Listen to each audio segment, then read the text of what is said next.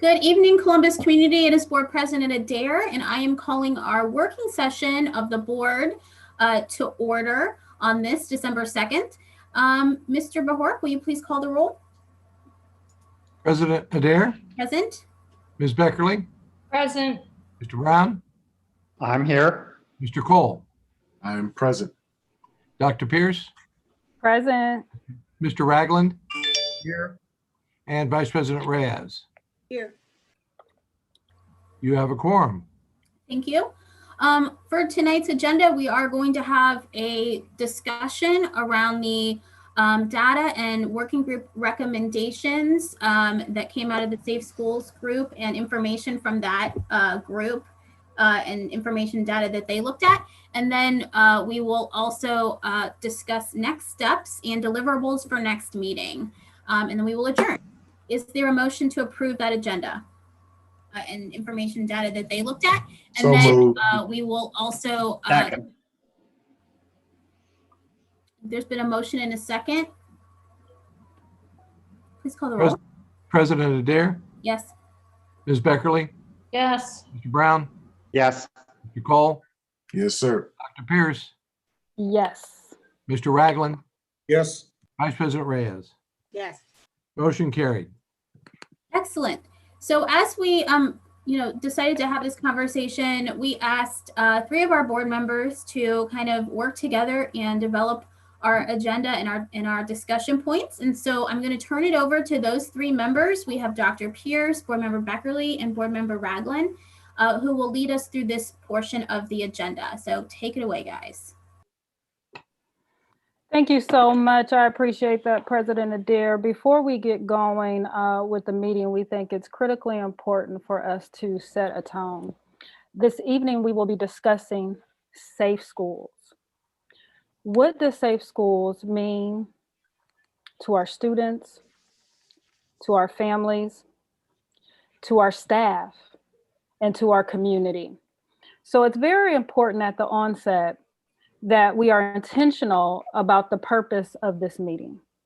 And the purpose of this meeting is to discuss a framework to collectively support, enhance, and sustain safe, healthy, and successful learning environments for all our Columbus City School students through a comprehensive, integrated systems approach to school safety that's grounded in collaboration, multi-tier systems of support, context that gives attention to the uniqueness of our community and of our students and our staff, but that also embraces best practices that we see throughout the nation when it comes again to school safety. So it was very important to my colleagues, Board Member Beckerly and Ragland, that we all enter into this space understanding that that's the purpose of tonight's meeting, to really think holistically about what safe schools means to us and to our community. And so does anyone, have any feedback on just that purpose that we enter into the space with? Seeing none, we will move forward. So throughout this process, we've been engaged in thinking of ways that we can be very intentional about how to create safe spaces in our school and throughout our district. And we've done a number of things to gather various data, and we have convened a working group. The first thing we want to do is just take a moment to review some of that data that has been captured. I'm going to pull up my screen share and share some of the data that we were able to gather from Patel. Again, this is just to give us a moment to review and to reflect that data to see if any board members want to, again, in the context of our purpose this evening, thinking about safe schools holistically. If there's any feedback that any board members want to share, highlight, point to from our Patel survey.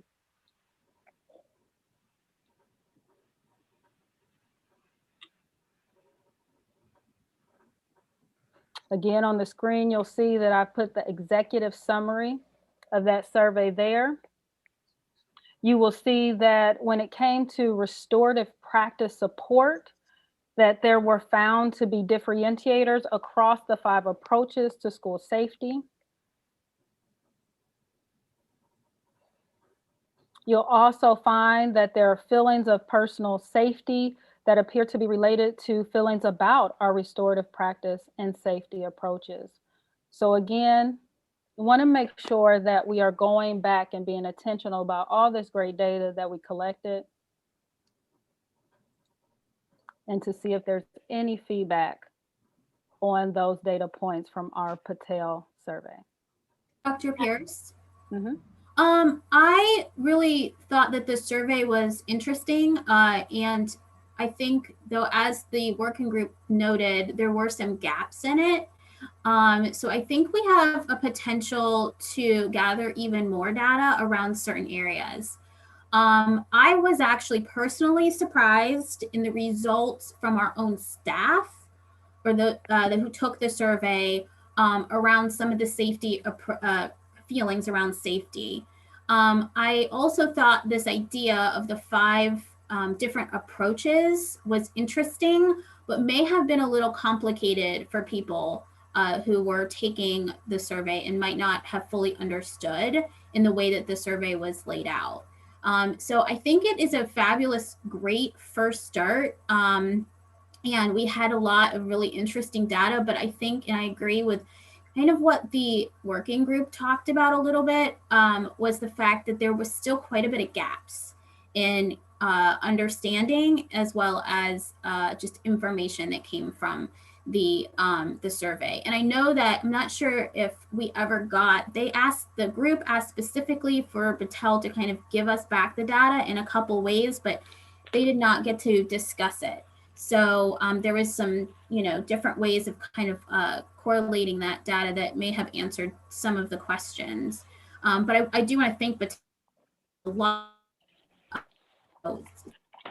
We into the process of data necessary, but I do think it's a good start.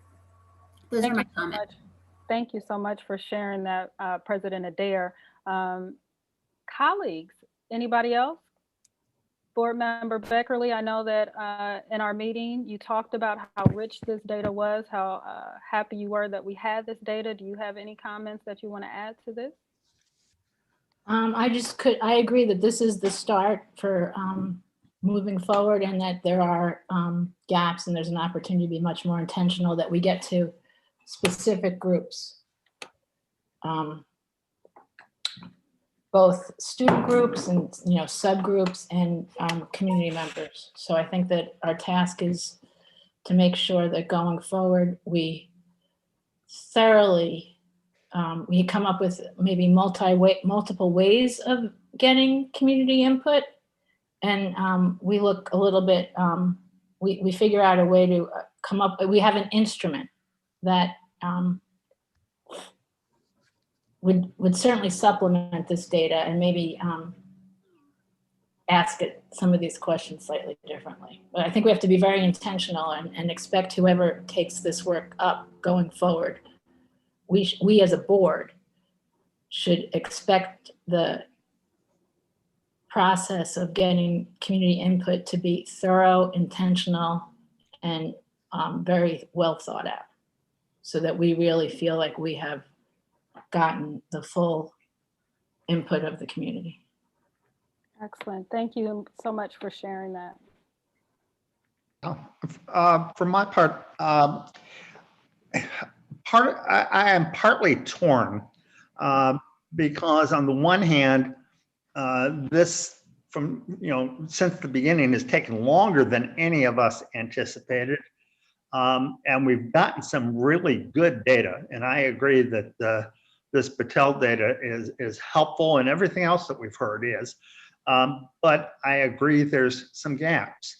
And I think to be able to do this right, it makes sense to figure out what we're missing, who we're missing, importantly, and to get that additional data.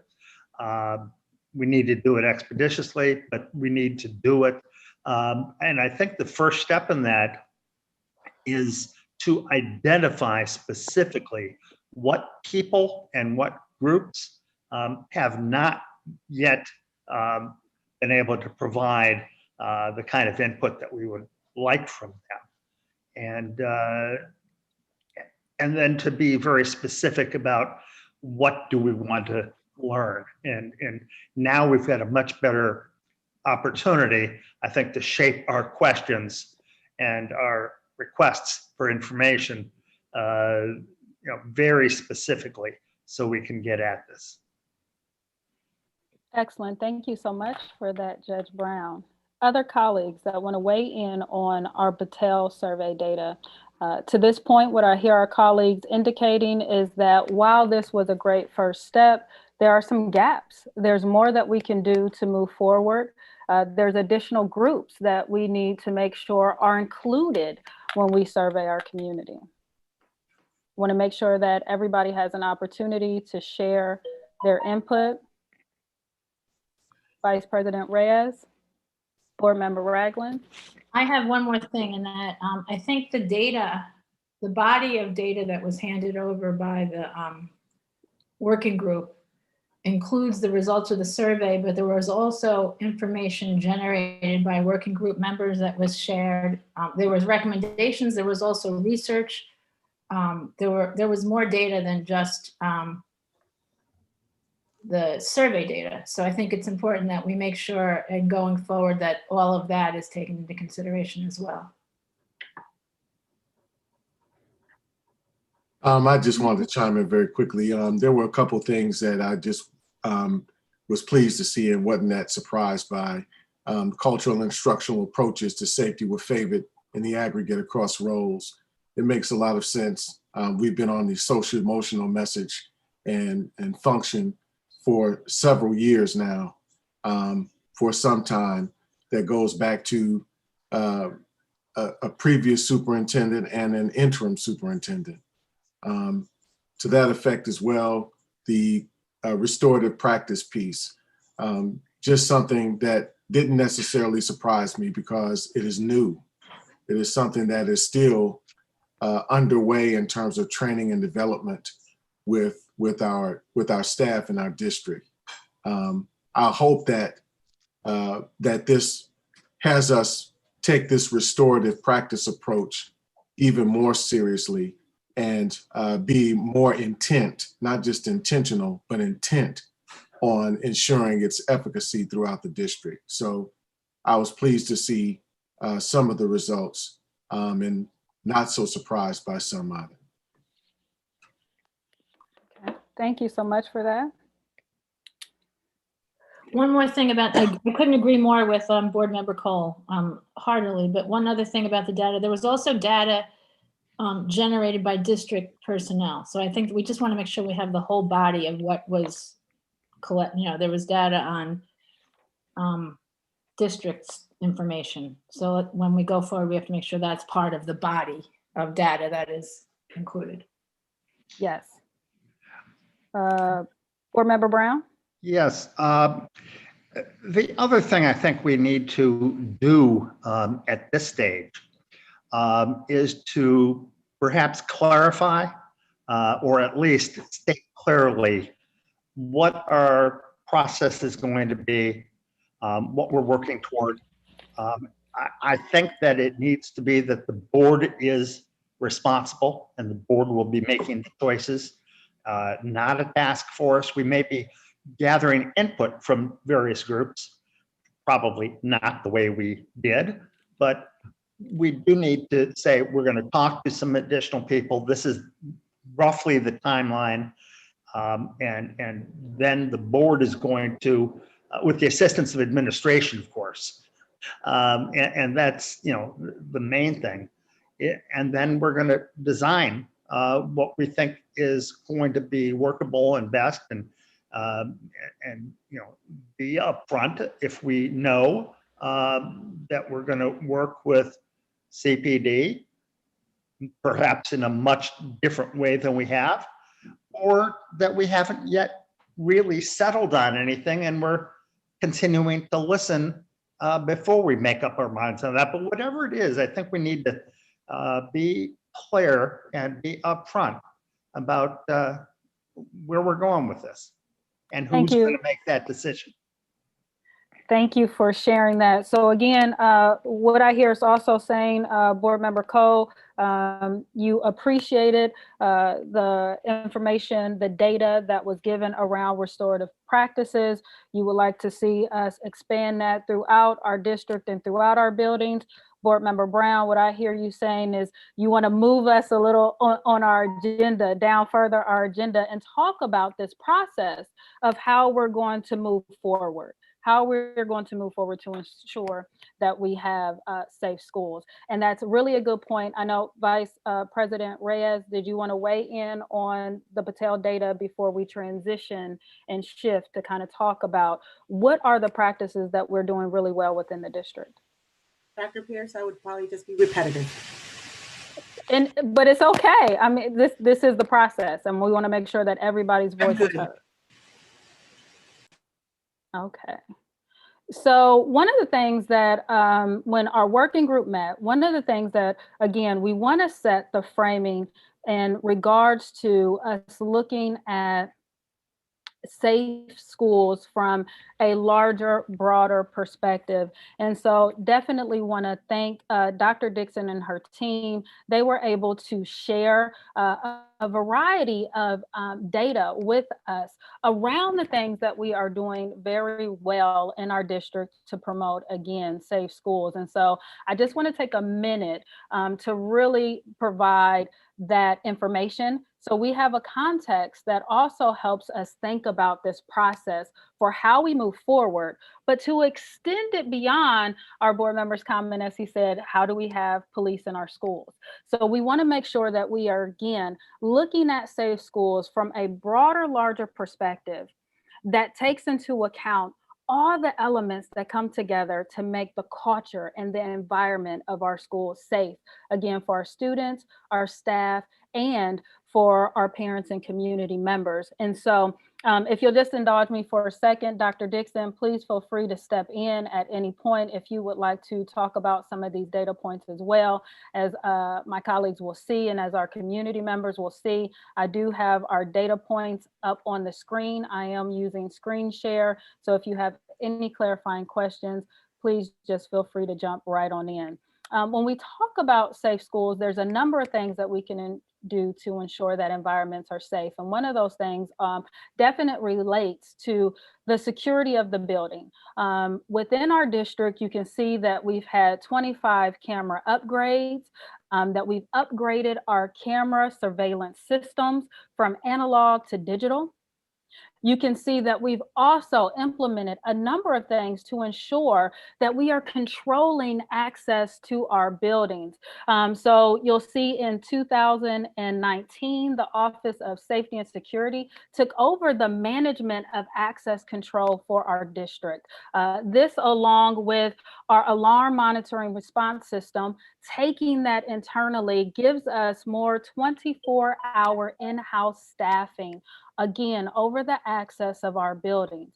Looking at this from, again, a big, large perspective of how do we really move safety forward within our district. You'll also see that we've done a number of things around our alarm systems, around our door barricades, around our panic buttons as well. So what this initial first page of data shows us is that our administration has taken several steps to ensure that we have monitoring systems and tools within our buildings to promote safety.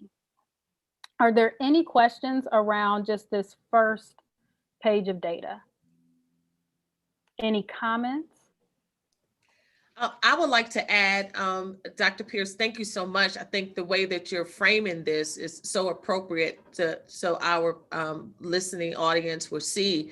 But I think I'd like to add too, that it was part of, I think it was issue 57, because some of our board members were here at that time, that the board put an emphasis on safety measures, and they talked about adding additional safety personnel. So to your point, the district has been forward thinking about safe schools and making sure they are providing additional support in our buildings to personnel. And then you will see here, in addition to that, we've highlighted, we went from 53 to 84 staff members that are in our building. So I think, to your point, the district has been very vocal. The district has asked our stakeholders to help in this process. Even in our facilities plan and Operation Fix It, you may get to that. Many of these things were part of that plan. So thank you for framing it so that people will see that the district has been forward thinking as we think about to ensure that our teachers are teaching in schools that are safe, and there are students, when they walk in those buildings, they have an extra sense of safety and security. So thank you. And Dr. Dixon, thank you so much for that. I'm going to pull up the next tab here when we talk about our vestibule. So you just said when students walk into our building that they feel safe.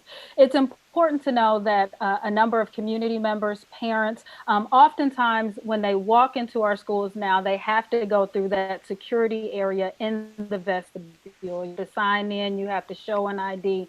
You might get a sticker indicating that you are a visitor. That sticker might have your picture, or that sticker may just say volunteer on it. But again, from the onset, as soon as our students walk into the building, because we are putting these measures in place, they are feeling safe when they walk into our buildings. Our staff are feeling safe when they walk into these buildings. So thank you for adding that additional layer and context. Colleagues, I apologize because I moved from our first page to our second page, but hopefully we can still have the conversation around both pages.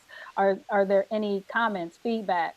Again, we're talking about the measures that our district has put in place to ensure that we have safety in our building. So Dr. Pierce, so I just wanted to kind of support Dr. Dixon's comment. Your first screen was talking about the summary. In the summary, it talked about, I'm sorry, the first measure screen. In our summary, it talked about the communication about where the district was and how perhaps some of the people who do the survey didn't quite know where we're at. So I do appreciate you sharing. I think it's point number 5 or 6 about possibly a communication about where the district is about safety was required or desired. So providing this data is very good. And I wondered, is this something that was shared? And I know when we do surveys and we give information, we give too much information with the survey, it's very difficult to get responses. But I think it's fair when you're providing or trying to get feedback, this is where we're at, this is what we've had. How do we share, whether it's a link and saying, as you think about filling out this survey, as you think about continue providing us feedback, this is where we're at. It's very difficult to know. We've discussed different aspects of the district in every meeting. You'd have to remember when we talked about safety last, in order, or be a constant person in our buildings or involved with the actual safety of the district in order for you to say, okay, if I want this, is it already existing? Or if it's existing, what feedback or information can I provide to make it better, or provide effective feedback and not assume that something's not there? Because a lot of times as humans we'll say, well, I assume because I've never heard about it or someone else said it doesn't exist, then it doesn't exist. So I'm going to say and have my comment, while we're trying to get as much enriched data and feedback from people as we can.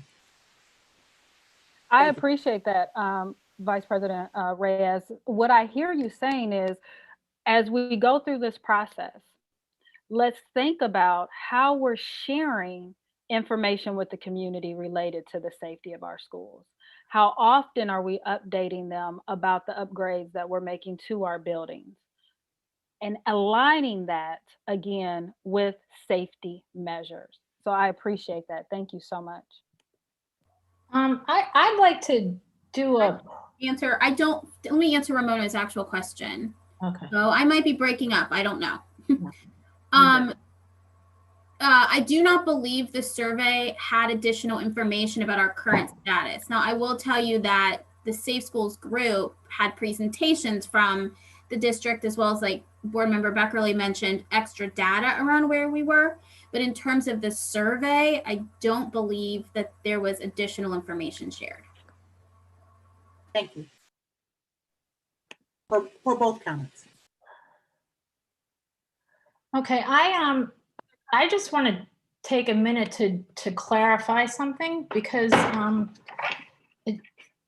especially based on what Eric said, because I think we need to be clear what we're doing here and what we're not doing here, because the working group, and I just put in the chat, they had 3 basic recommendations. And I thought I put it in the chat, maybe I didn't. Oh yeah. And it was to regroup and restructure a working group to reflect a more structured long-term process that's part of the board's ongoing work structure. That was one. The second was to reform the group. This reformed working group should come up with ideas and suggestions, data, articles, and policies collected from the first group, so that, oh, I guess I didn't post it. It's there, but I didn't help him. I didn't hit enter. There we go. To use them as a starting place to collect that which came before. And then the last one was that they should be tasked with generating a safe schools model. So it sounds to me like we're deciding to take over that effort ourselves based on what Eric said and what we're doing right now, which is getting into the data.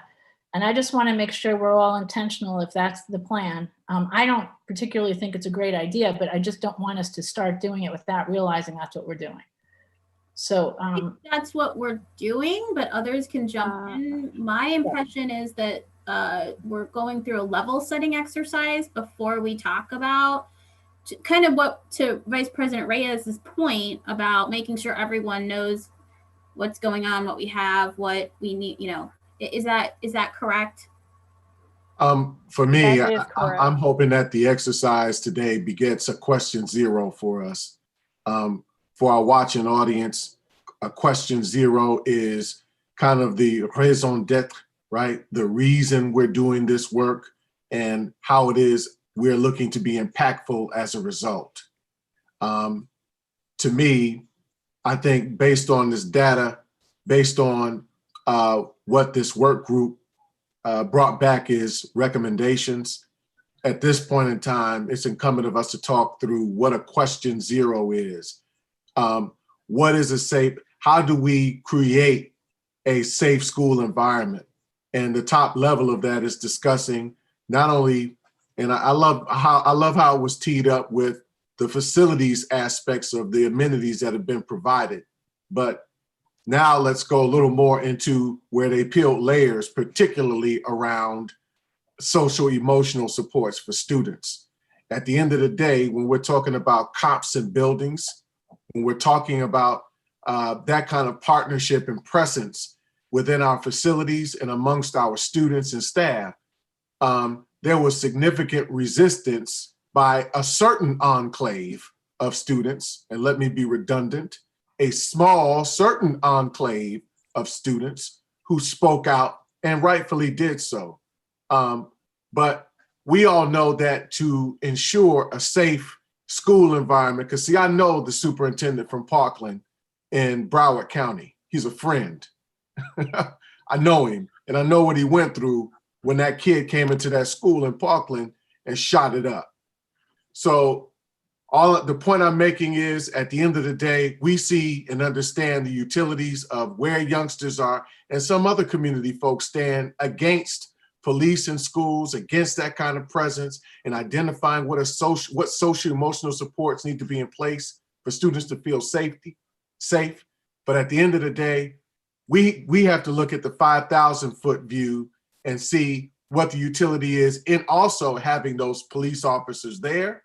And then how do we design a contract? How do we design what our wants and needs are in Congress with them to do what it is we need them to do?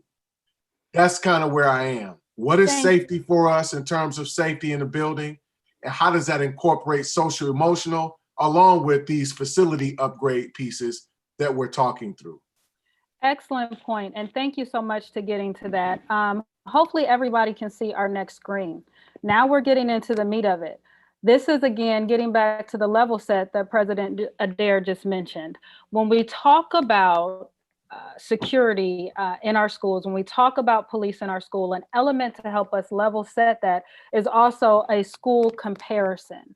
So this screen right here that you're seeing right now shows our security to student ratio, and it shows it in comparison to our neighboring school districts. Hopefully everybody can see my screen. They can see Akron, Cincinnati, Cleveland, Columbus, Dayton. You will see that we have a 1 to 583 student ratio.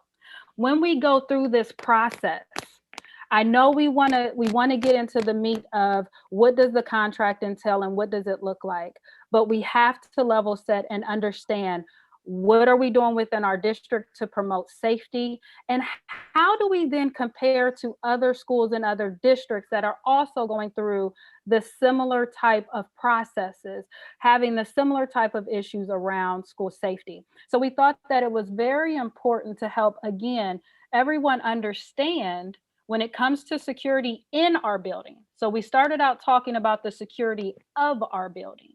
Now we're talking about the security in our building.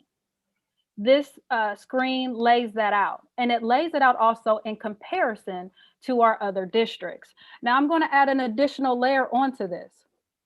That additional layer then is the training of our safety and security. And what's interesting here, and I'll just jump into the meat of this right here, we can see from school year 2016-2017, we had active shooter training. We jump down to this school year, or let's just go with 2019-2020, we don't see that active shooter training there anymore. So as we think about these processes of the safety in our buildings, we have to think about the process of training. What type of training do our security officers, do our police officers have? And is there a standardized process and a standardized training curriculum that we have for all of our safety in building? So again, this is providing that additional information that will help guide us as we go through these questions, to again get at this process of how do we get to safety in our schools. So given those two screens that I just shared, again, that first one that gave the comparisons, other districts, right off bat, we can see that when it comes to that ratio, we have a pretty low ratio. We have 1 security officer per 583. I'll pull that screen up one more time so you can see Cincinnati has 1 per 175 students. These are things that we need to keep into account. We look at our 5-year projections, we're also seeing that we're staying very steady with our high school security staff, very steady.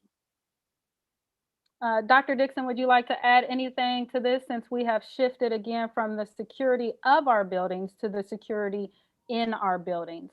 Again, noting that we also talked about that training schedule. So two points. Again, as I stated before, I think the board back in 2016 was forward thinking when they were went through issue 57 with increasing the number of security. And then we have 10,000, well, almost 20 more students, over almost 20,000 more students than the next district. So we know that we could utilize more presence of our school safety personnel in our buildings. And One of the reasons why we moved even to increase it last year by almost 30 was because we were specific in wanting people that could build relationships with our students. That was critical. If we're going to have additional adults, those adults have to be able to build relationships with our students. We needed another caring adult. That was critical as providing another layer of support. As for training, I agree. Restorative practices is something that the district invested in. I don't recall the year that they started that training. Maybe it was 2016, but that is a powerful exercise and training for our staff members. I think it was stated earlier that and I know we must make sure that as a board leadership team along with me, that we are investing in these trainings and to make sure that this information filters down throughout all of our buildings. And capacity, I'm sure, is one of the things that is always concerning when districts are trying to make sure that everyone in the organization has that training. And you see here that I think they began to do some training, some train the trainer. I know the district has also partnered with other organizations to make sure that they are looking at restorative practices too. But again, restorative practices make sure that how do we build relationships? How do we have additional people that are building those relationships with our students? And yes, we do need to increase our training in that area. And then the other trainings that may not be highlighted, and my apologies, Dr. Pierce, I should have provided a little more context to these areas as when these trainings take place and how often, because many times the trainings may not be every year. It may be, once every 3 years or 4 years. I'm not sure. So I apologize. I should have provided a little more context for you around that. But thank you. This is good. Thank you so much, Dr. Dixon. And we appreciate having this data. Again, colleagues, the purpose of just this first initial conversation that we're having right now is to ensure that we understand, again, all the measures that are currently in place to promote safety. While we're having this conversation and going through this data, which may be, again, a moment for us to look and say, here's a gap. Here's where we know where we can do better. And we're clearly doing that.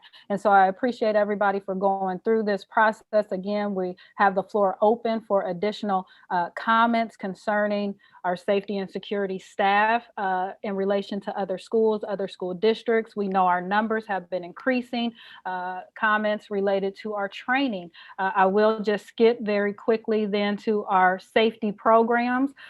We have TAPs going on in our schools as well. We have students participating in a program so they can learn more about our safety professions, so they can also be mentored from individuals in there. And I think when we talk about this larger context of what we see happening in the city of Columbus and how do we begin to contribute to the conversation around community and what does community safety look like? What we can say as a Columbus City Schools is because our students are in the TAPS program, we are providing the future cops for our community. We are providing the future law enforcement for our community. We want to partner with those law enforcement agencies so our students can begin to, again, have a field that they can go into as adults. So again, I want to add that additional layer that not only within our district are we ensuring that our buildings are safe, that within our buildings we're promoting safety, but we're also preparing future law enforcement officers through cultivating meaningful mentorships and participating in programs like TAPS. So again, the floor is open. Any colleagues, if you'd like to give comment, again, we've gone through quite a number of data points just now. So Dr. Pierce, would we include, for this last data point, would we include our auxiliary, our programs at Downtown High School? not only our auxiliary, but probably even our fire. As we know, a lot of in our military. So we know that a lot of military come out, retire, and become police officers and or um, highway patrol. And then also some of our fire department, once they get some of our fire folks, students may switch midstream and decide to be auxiliary, i.e. police. And our efforts on closing the gap between finishing in downtown high school and actually becoming a firefighter. As we heard yesterday, we have a student that went from high school and now is a cadet. And that was a lot of work from the district and conversations and talking about that gap between graduating with your auxiliary certification and or your fire certification, actually being a part of the workforce that actually would end up working and serving our community, i.e. adding to the diversity of the workforce that serves our district. You know, I just want to add quickly to that because I totally agree with what the VP just said. In fact, the biggest challenge is not even just putting together the curriculum and getting the students engaged. It really is the civil service issue post their completion of the program. So again, it's us developing on that other proactive side of them graduating or finishing that program, making sure that we've negotiated terms in some sort of way with the powers that be in civil service to ensure that students are not waiting 2 years to even get picked up to become cadets or to even be eligible for jobs in the workspace. That if they can't, maybe they can take on what are now currently civilian jobs. But just to kind of stay on track with the whole school safety aspect of things and make sure that we focus on that conversation. I love the fact that we have this program and gives us an opportunity. To me, this is another open door opportunity for community policing. We could ask some of our FOP friends to, you know, participate in that program in some way on a voluntary basis or on a paid. But even if it's on a paid basis, I like us at some point in the future to talk very seriously about what are the terms and conditions that we want to negotiate an agreement that we ideally would like to see and land on before we, you know, as we gear up to have that honest conversation as to whether we want them back or not. I want them back, but I want them back on our terms. I want them back on terms that we can settle on and make sense to protect students and staff, and in a way that doesn't put, you know, past their trash. No disrespect, but I don't want past trash to our buildings because of cops who couldn't deal outside or who got desk jobs because they couldn't do that job anymore. I want good cops in the building who are capable physically and otherwise of doing a job. You don't get to pass your trash to us. We had $1 million on the table as a district working with the CPD. You put $1 million plus up on the table. Show up, because we did. Thank you. Excellent. Thank you so much for that. I would like to add that when we go back to TAPS program, just real quickly, since 2014, we've had 627 students who participated in that program. And as of last school year, it was 114. So this is a program that we could continue to build upon, to your point, but we've had 627 students that have benefited from that program. Thank you. I just wanted Thank to you so much. Put this back up, Dr. Pierce. I think that we might be missing a tab or somewhere. I know that it isn't really something we think about a lot, but one thing our safety team does is also ensure compliance with things like weather safety. So all of our tornado drills and things of that nature. You know, that's a piece of safety that sometimes we forget about. And so that's something that they do too. And we do not have that as a tab. So thank you so much, President Adair, for pointing that out. Again, community, as we go through this process with our working group, we want to be very clear that we are looking at safe schools from a very large perspective. We are talking about the safety of all of our schools throughout our district. We understand that an element of that is related to our police officers that are in building, our SROs, but there's so many more other things that come into how we create and sustain and really push forward and advance our safe schools. So again, all of that data was to ensure that everybody has an understanding of the measures that our district, along with our administration, Dr. Dixon, coming in, have done to ensure that our buildings are safe and to ensure that we have safety within our buildings. And I think a key point in that was, again, increasing the number of our security officers, right, that have those personal relationships with our students, that are able to mentor our students. Again, all of this is to move us now to the recommendations that came from our SAFE working group. And I'm just going to put those up on the screen. Colleagues, I know we're very familiar with these recommendations, but I just want to make sure that as we transition to talk through several questions that will get us around the process and how do we move forward with these recommendations. I just want to make sure that everybody has a second to just look them over again. Dr. The next, May I please clarify something? yes. Thank you, colleagues, for providing this feedback thus far in your interpretation of the data. A couple of things that I've heard that I think we really need to make sure that we clarify. At this current state, we do not have school resource officers in the building. I want to be very clear about that. If we went to in-person learning tomorrow, there would not be school resource officers in our high schools. That is correct, right, Dr. Dixon? That is correct, Board Member Ragland. That's correct. Yes. Okay.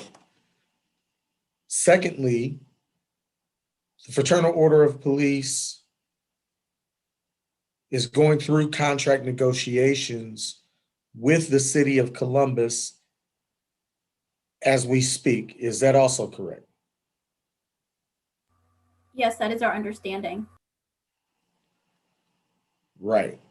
And so, as we discuss school resource officers in the context of our broader safety discussion, if it is our intent to have input on, one, whether or not we have school resource officers in our building, and two, whether or not our relationship with those school resource officers is something different than what it has looked like in the past, we cannot delay any further our decision about whether or not we want them here.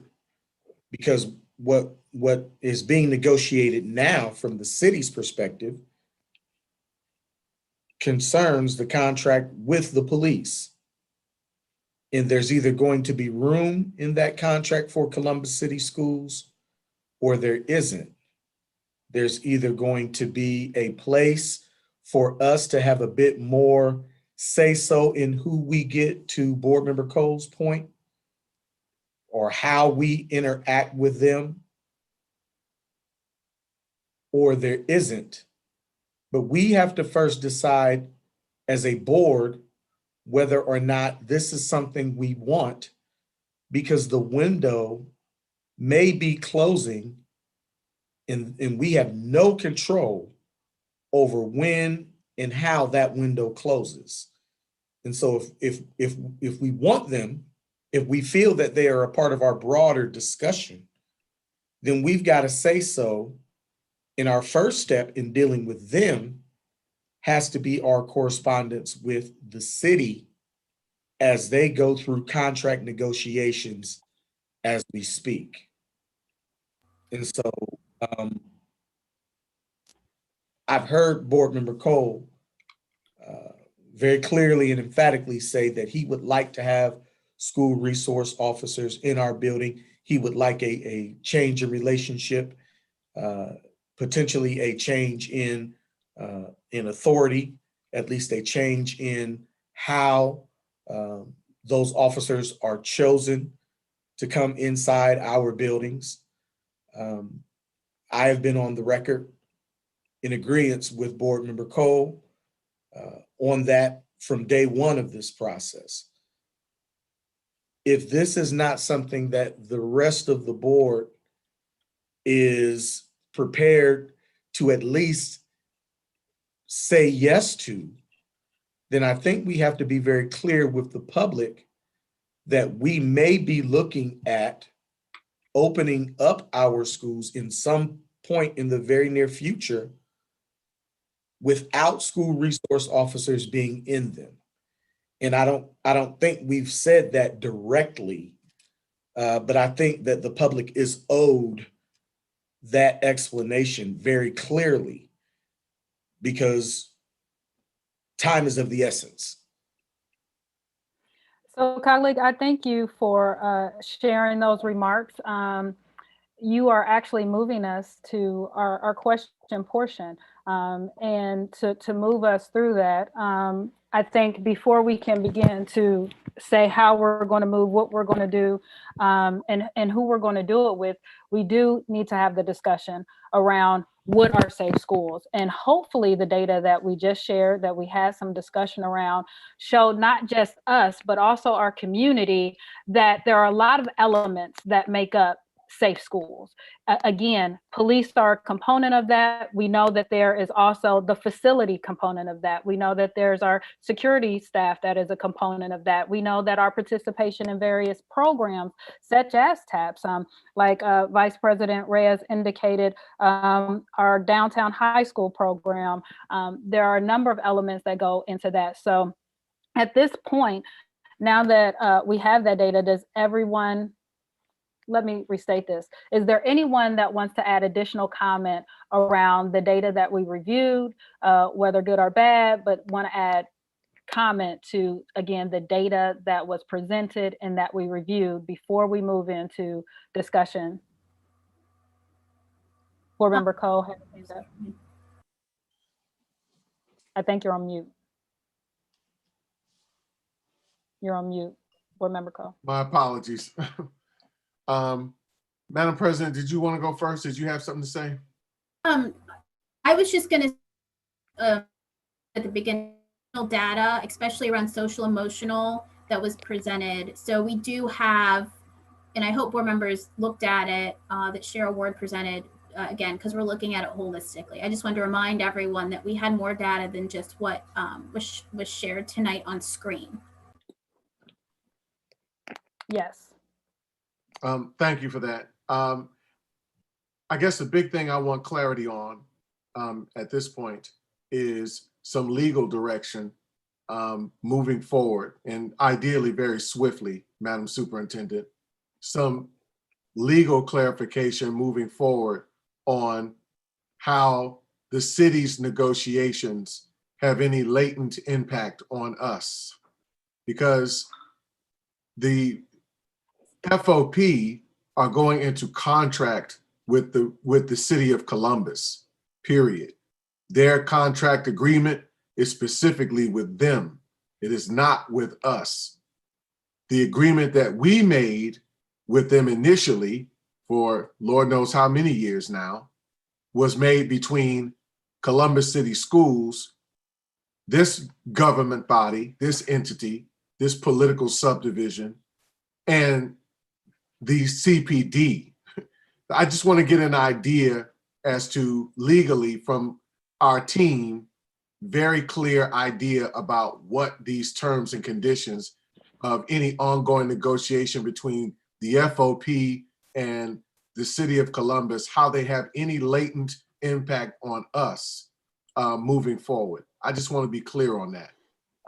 Outside of that, again, answering your question, Dr. Pierce, it's super important to me that we place a even more fiscal and professionally developmental focus on social emotional supports in the schools and restorative practices as that chief driving force.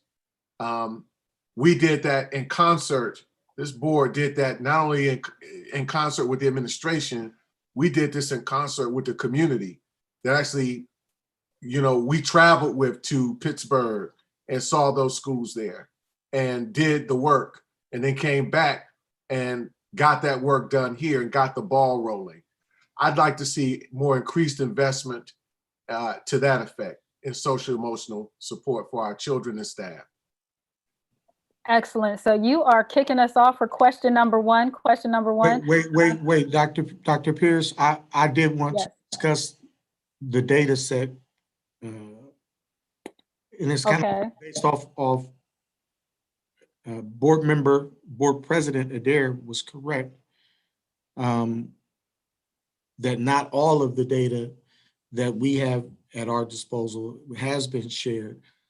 I want to make sure that we articulate publicly what essentially set this whole process off was the demands that were made to us by a group of individuals called CPD out of CCS, and what they took their time to put together and give to the board as well, because I don't think we would be doing them a service if we completely disregarded what they have demanded of us. And we owe them a response as well. And so they had several pieces of data that I feel need to be brought and put on the table tonight. They've highlighted them. Number one, Columbus City Schools will remove cops completely from our district and make a public commitment that this is a permanent decision. That is number one of their demands. Number two, CCS will remove all other forms of policing and commit to maintaining schools without these forms of policing. And this goes back to the discussion that we had about facilities, because they gave, in context of that demand, it says, this means Columbus City Schools will not have metal detectors, stop and frisk policies, drug dogs, surveillance cameras, random checks of students and lockers, or partner with tech companies to surveil students in new ways. Schools should not be prisons. That was number two of their demands. Number three, CCS will end their zero tolerance policies. Number four, CCS will create an environment where teachers are supported and culturally competent. Number five, CCS will increase the number of counselors and support staff in our schools. Number six, CCS will address the lack of accommodations for students with LGBTQ+ identities. Number seven, CCS will invest in improving the physical safety and accessibility of our buildings. This does not mean making them more prison-like. And number eight, finally, CCS will look to resources such as dignity in schools for safe student-centered models as alternatives to their current model. And they've got context with each of those, what they are calling demands that they have given to us that they would like for the board to address. And I want to make sure, even though I in my meetings with them one-on-one, and as I talked with them as they were at my home, I've expressed to them, my disagreement on several of these. They would like to hear from the board on these types of demands as well. And I believe that our process can be even more inclusive of these young folks that have put all of this together, if we were to give them some response to what it is that they are asking for. And so as we're talking about the data that we have and that we've shared tonight and the data that we had not shared, I wanted to make sure that that came to the forefront, because in my opinion, we would not be having this discussion without the advocacy of these young people and those adults that support them. Thank you, Dr. Pierce. No, thank you. Thank you very much for that. And so as we move into, again, we've reviewed the data, we've kind of level set some information in regards to taking this larger, broader look at safety in our district and safety in our schools. I think, Board Member Ragland, that definitely aligns with question number one. And that first question is, what do schools, students, and staff need to know and feel to support and sustain safe, healthy, and successful learning environments? Board Member Ragland, what I hear you saying is that for our community members, for our students and our families that are committed to the CBD out of CCS, we need to respond to their concerns. So again, I hear you saying we need to respond to their concerns for them to feel supported and for them to sustain, again, safe, healthy, and successful learning environments. They need a response from us. So thank you for contributing to question one. Board Member Cole, also heard you contribute to question one when you indicated that you want to see us put more resources towards social emotional practices and learning and restorative practices.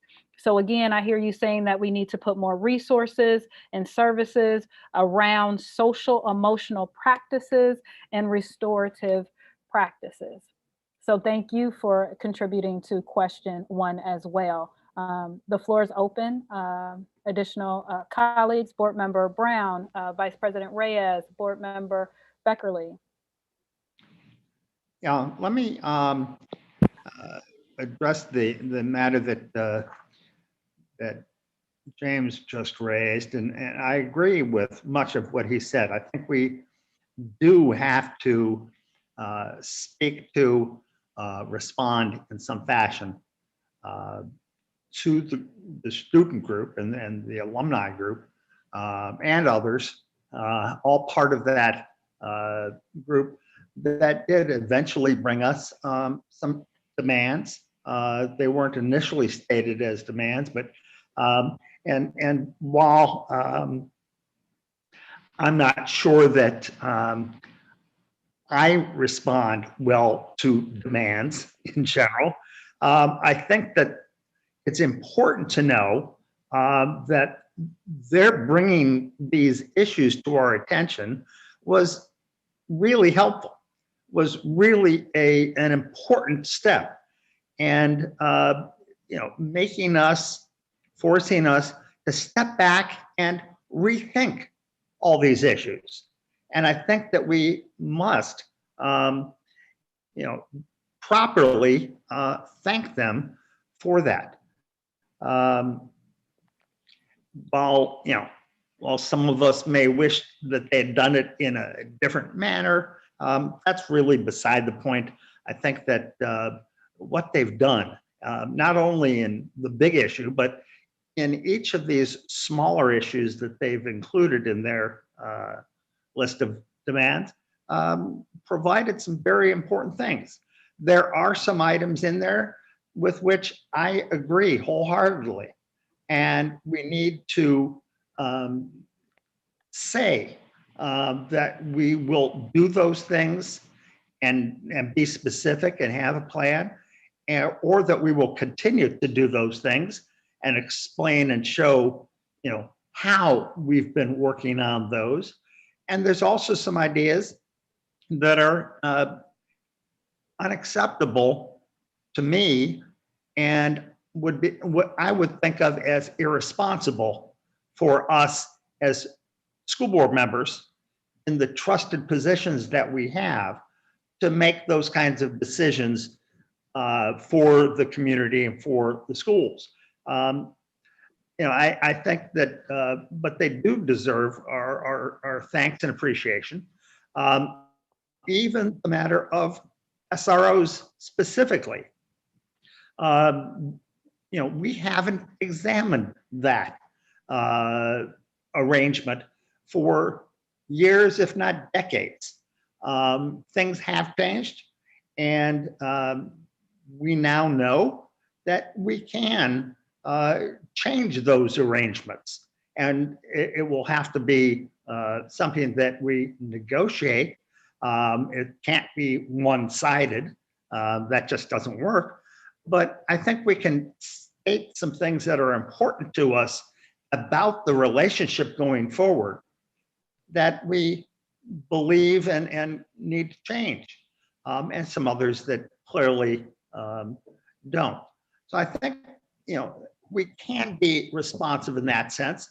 We may not at this stage today have full, complete responses to everything, but there are quite a few things to which we can, and I think we have to figure out the most efficient and fair and open way to communicate that. Thank you so much for that. I want to challenge you a little bit. So thinking about, again, those demands that were given by the students, and thinking about this question number one, is there anything that you are willing to articulate right now, that you're willing to state related to those two, that will make our schools safe and healthy for those students? Thinking about the demands that they gave. It's a good question, and I appreciate it. And I think we do need to get at that. I don't have the list in front of me, but what I can say is that the demand for permanently and forever, which we can't do anyway. We can't tie future boards by our actions. Future boards are free to do what they want, but I'm not willing to say, no, we're not going to work with CPD.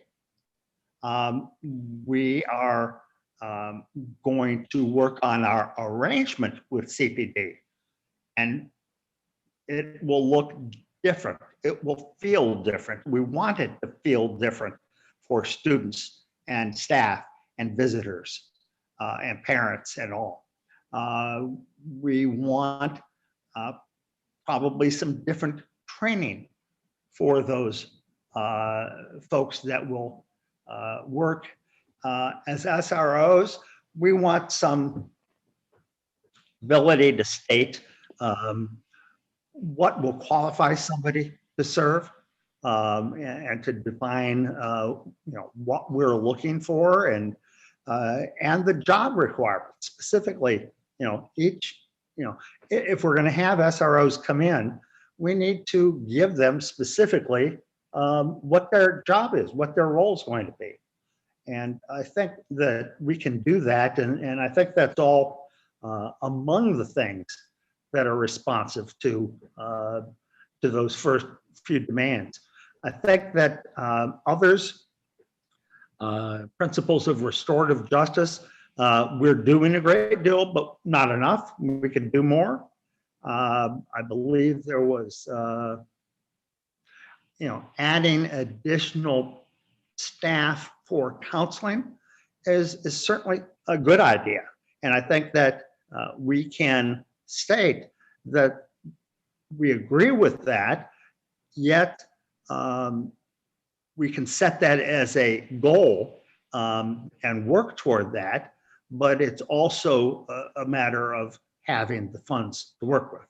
And we can do the best we can with funds that we have, but it's not only the question of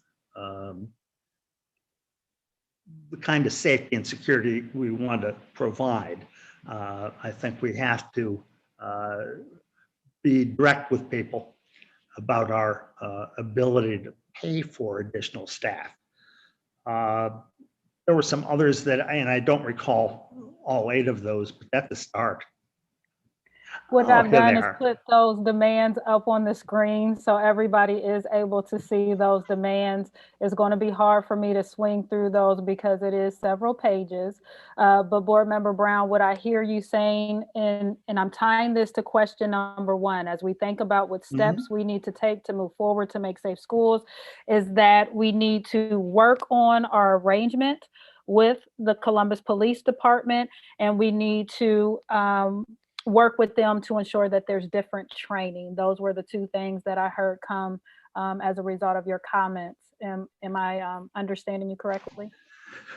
Yes, and it's a start. It's just the first things off the top of my head, and easily reading through this list, others would come to mind. Item 2, for example, I'm just looking at. Will remove all other forms of policing and commit to maintaining schools without any of that. That's something that would be irresponsible for the board to do. And I won't participate in not having any policing and security whatsoever. We'll end zero tolerance policies. I don't like zero tolerance policies. To the extent we still have any, we should identify those.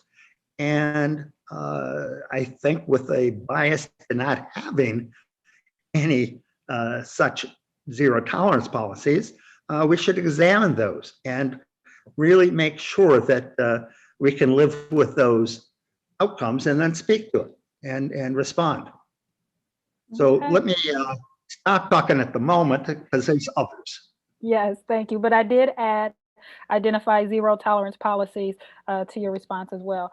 So other colleagues, I'm taking notes. We're at question 1. President Adair. Yeah, can you flip back to the question just real quick? Yes. So when I look at the question and think about especially my experiences with the students as well and alumni, as well as the students that participated in the Safe School group, the question is, what do school students and staff need to know and feel to support and sustain basically safety? And I think they need to know and feel that we care about it and that we are hearing them and we are, we want to make environments that are completely safe mentally, physically, and emotionally for them. I think for me going through this process, that was the biggest thing I took out, that even though I thought we were saying that, that isn't at least the perception that is out there. And that is why, as we began this whole conversation, I posed the question much broader than the question that they posed to us. Because when I sat and talked to them about, SROs and the rest of the, demands, I said, well, even if we took SROs out, do you really feel safer holistically? And I kept coming back to the answer is no. And that's why the question needed to be asked broader. And it comes down to, are we, for our students, our staff, our schools, ensuring that we are truly looking at the child holistically, looking at it at a, like a Maslow's hierarchy of needs type situation, because if we cannot create a safe environment in any of those aspects and they trust us to create the safe environment, we are never going to get there. Now I know Board Member Ragland has kind of asked directly several times in several meetings about our personal positions on the police and schools. And so I will give you my personal opinion. I agree with what Board Member Cole said. I really feel that our police department and our school resource officers have a place within the framework of our buildings and our structure. I don't think it's correct how it is now. And I think we can come up with a solution collaboratively. In speaking to the SROs, I think they have a lot of great ideas themselves about how to even make their profession better. I think we can be a great solution in this kind of issue we are as a whole community about finding solutions to the systemic issues in criminal justice around racism. We preach equity. That's what we do. And we have to be able to stand up and say, you know what, this is how we think we're going to make it better. So that's my personal kind of opinion about where I am with SROs in our police department. But for this direct question, board member Pierce, I think they need to know that what we say is true, and they need to feel that we are hearing them and that we are building a sense of trust with all of them, with students and staff and the school community. Thank you so much for that, President Adair. I appreciate that because that is a critical and key component. And I also want to highlight the fact that you said, let's involve our SROs. Specifically, you said they have some great ideas, so let's involve them as well. Other colleagues?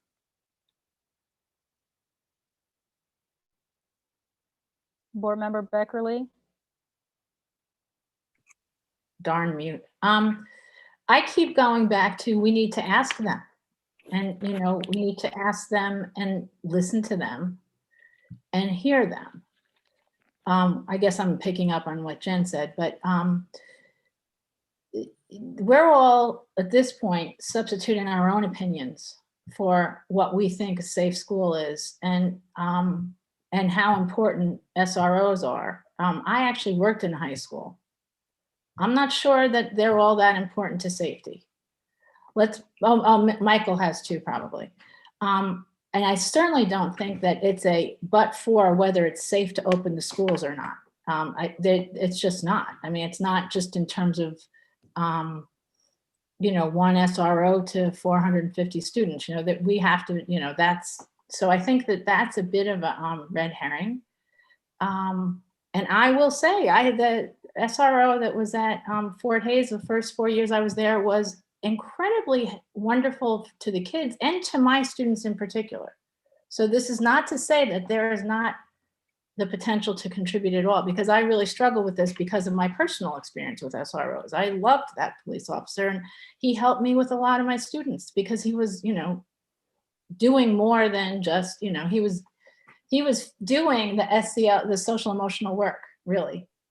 And he did it very well, and he was a wonderful partner. So I know that you probably all think that I'm much more strident than I am in my positions. I think in hearing and listening to the students, we have to really be willing to accept that there could be some things about a man in a uniform with a gun just being present that could be traumatizing to them. And we have to take that into account if we really want them to be safe. Which gets me right back to, we have to listen to them. And I kind of think that that's the only valid data, is what they tell us. Because, I think we all have our own biases that that are not based in reality necessarily, especially those of us who've not really, been in that environment, that, it seems just irresponsible to get rid of SROs. I don't think so. And now, having said that, the potential, to Jen's point, to restructure the relationship in such a way so that we become a model to let the community decide how they want to be policed, and then have, and determine that, and then monitor that and say, yes, we want this sort of policing, we don't want this sort of policing. We could do a lot of good going forward to teaching others or modeling for others how it can be done right. So but I do think at the end of the day, and I almost feel like if we're really committed to listening to the students and the staff, our sharing our perspectives is almost in contravention of that. So the more we say what we think, the less we're listening to them and more we're saying our own opinions. And that undermines the credibility or our commitment to actually listening to them and making them feel supported, which is why I would really think that we need to listen to them first and then decide what we're going to do, instead of talk about what we're deciding to do now or what our positions are now without having listened to them. Excellent. I appreciate that. Again, that rich data that we've been able to collect through our Patel survey, along with some of that internal data that Dr. Dixon and her team shared, also helps to give voice to our community members. But again, I appreciate both you and President Adair indicating that us listening and hearing what our community members are saying is very key and central to whatever process we decide to move forward with. I also hear Board Member Beckerly, you indicating that we need to really incorporate social emotional aspects into all elements of our safety model. You mentioned that we need to think about what the presence of an officer in a building can do or signal for or trigger a student on. So what I hear you saying is that we need to be mindful to incorporate social emotional elements into all elements of our safety model and plan. Well, and let me just add one more thing to that. And so then it becomes a balance. So if we have, there's no value there, but so say there's a principal who feels some degree of comfort in having a police officer there on the outside chance that something violent and terrible would happen. And there's, does that outweigh the day-to-day triggering of kids who are traumatized by the presence of a police officer? And maybe I shouldn't say a police officer, a man in uniform with a gun, or whatever, a person in uniform with a gun, but that's how you listen. And if we come at this with, well, to not have police officers in the schools would be irresponsible, and that's a hard no, we're not listening. We have to have that discussion. And the other thing we have to have is really look at the research, because when you dig into the legitimate, serious, statistically significant research in the study, maybe, I don't know if that's not quite, but there's academic research, there's not a lot of evidence that we really are more safe. And so we have to also entertain the possibility that safety could be, that sense of safety with SROs could be somewhat illusory. And maybe the reason we have it is not for safety, it's for community building, and that might be a perfectly good reason to have SROs, but we need to understand all of that. Thank you so much for that. Can I respond to that, please? I want to say I saw Board Member Brown's hand up, and then Board Member Ragland will come to you. Great. Just briefly on a couple of things. When I say it's irresponsible, when I said that earlier, what I meant by that is that it would be irresponsible to have no relationship with CPD. It would be irresponsible to have no plan for who's going to help provide us safety and security and how they're going to do that. We can adjust it, but I think that cutting them out up front is not a possibility. Secondly, I have listened to and heard students, listening to them, hearing them, understanding where they're coming from and what they have to say is not the same, is not tantamount to agreeing with them. And, I can listen a lot, but there are some things on which we're not going to come to agreement, but I can listen and hear and make adjustments that may be good steps toward what their issues are, but it doesn't mean that, that we allow the students to dictate our safety and security plans, because it's not all about them. And, you know, yes, students are extremely important, but they're important, and we want to hear from them, but they're not the decision makers, and we cannot, you know, abandon our role as you know, responsible decision makers and good stewards of the resources that we have.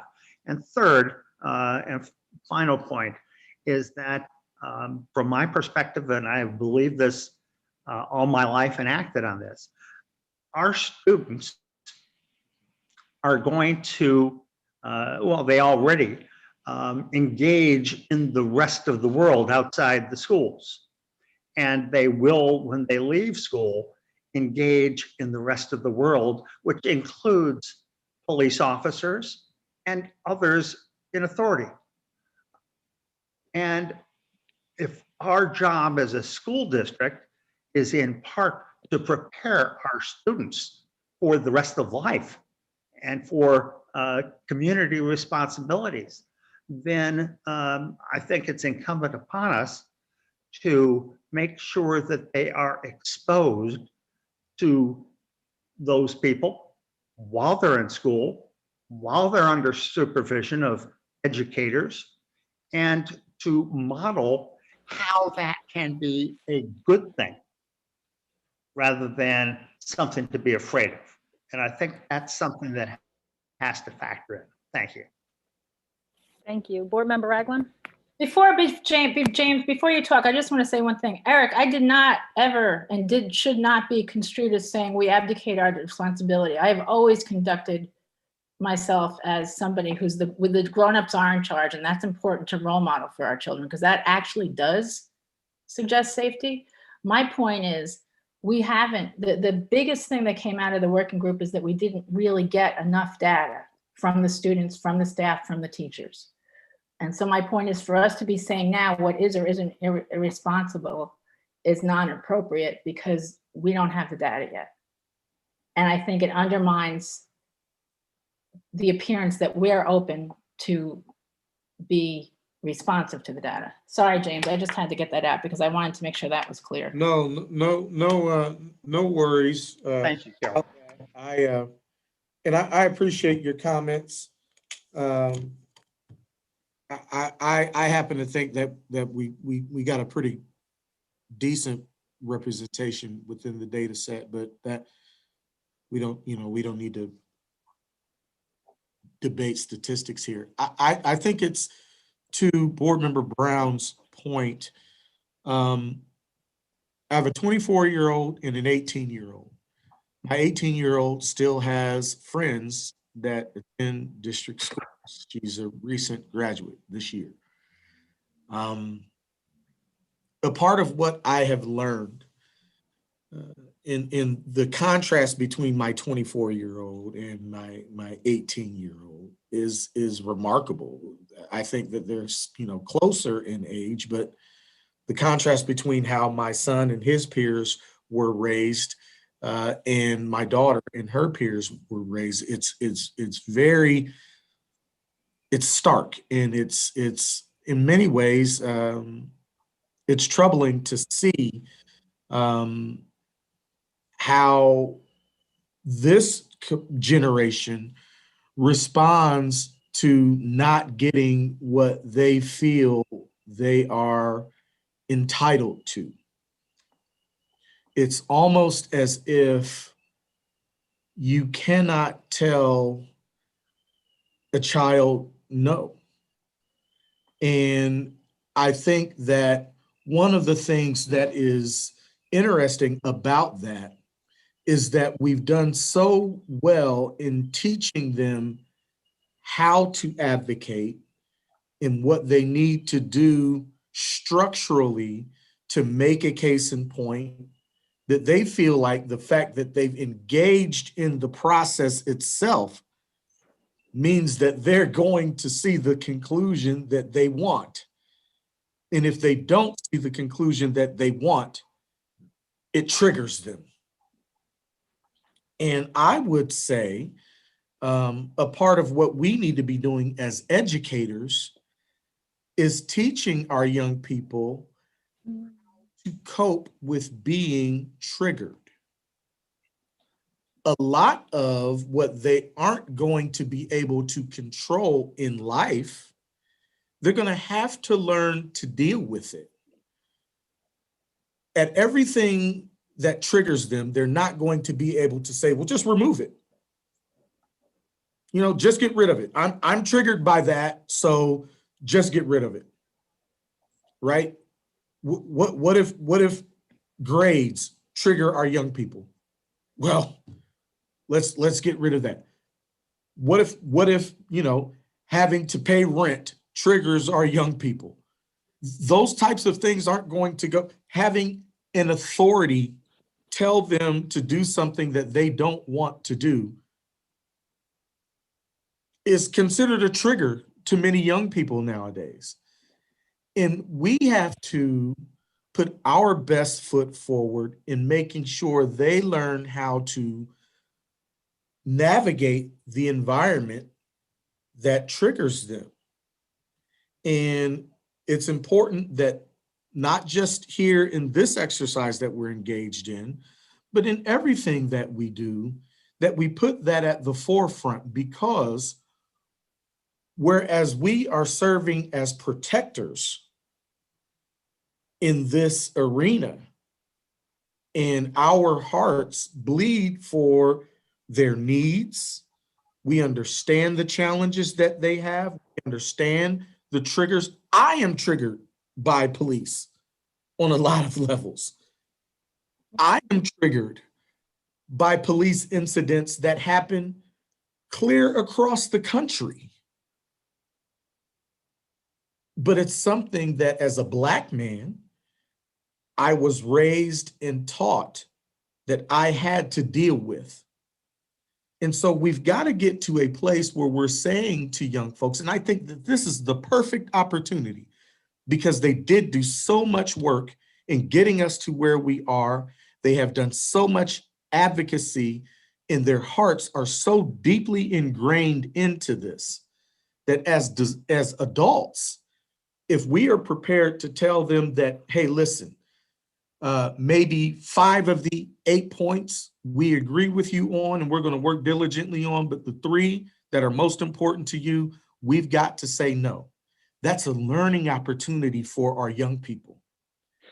And I think that there can be some work done with some of the very talented staff that we have, some very caring parents and other advocates that are with these young people, to help them understand our side of things, help them understand that we are, as Board Member Brown has said, the responsible figures we are the decision makers in this, and help them understand what they need to do in order to deal with the fact that sometimes life does not give you what you want.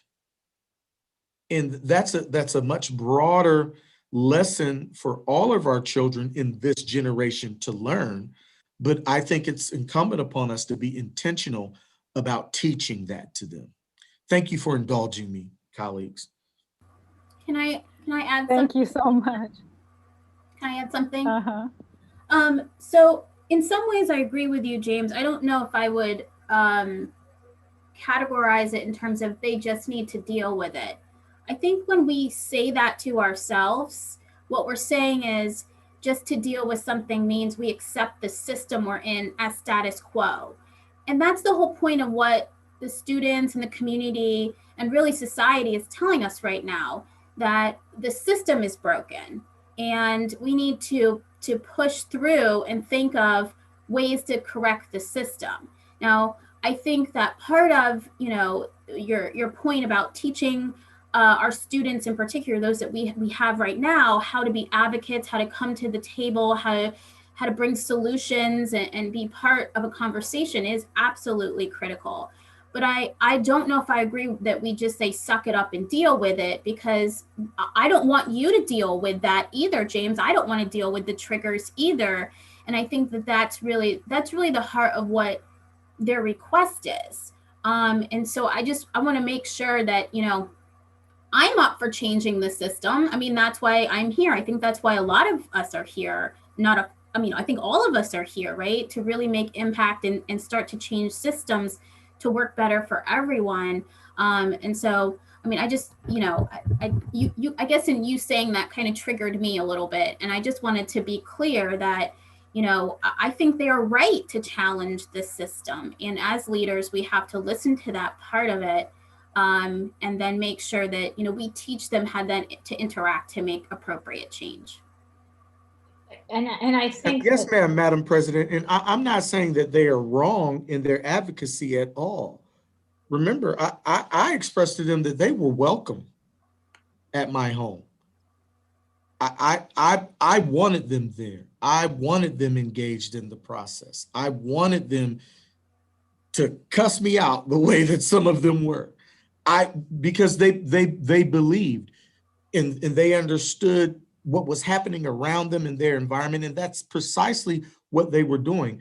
It's not the same to say you've got to learn to deal with it. That's not saying suck it up and deal, and drive on. I'm not saying that at all. I'm saying that sometimes you're going to get your way, sometimes you are not. And when you aren't getting your way, it can't be every single time that you just remove the thing that is in your way. I mean, that is what that's what they're asking right now. It triggers me that there are police in the building. Well, what we're saying to them is we want to figure out a way where we can work with them because we see value, right? We see value in that. And hey, sometimes there's a happy medium. Sometimes a child has to be told no. And, that's just the reality of life. I can't spend $1 million if I don't have $1 million. And so, we've got to learn as adults and as young people that sometimes things aren't always going to go our way, and how we respond to that is what I think we can use this moment to educate our children. But no, I did not mean to trigger you personally, number one. And I don't believe that we should be harsh in how we deal with our young people as we tell them no. No, we've got to teach them what are the ways that they can deal with it a little bit better than how they've responded to being told in this format. That's what I'm saying. I'm sorry. Thank you so much. Thank you so much for that. I do want to be mindful of everybody's time, understanding that we definitely don't want to rush this process. But at the same time, with this rich dialogue and discussion, really has me thinking about is the yes and moment. And listening to both you and President Adair and thinking about our question number 2. What do system partners need to collaborate with CCS to support, enhance, and sustain safe, healthy, and successful learning environments?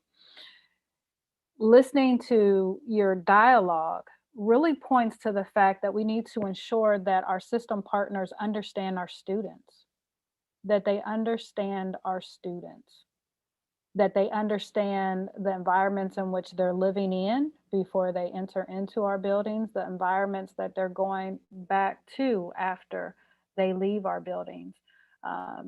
They need to understand our families. They need to understand our communities.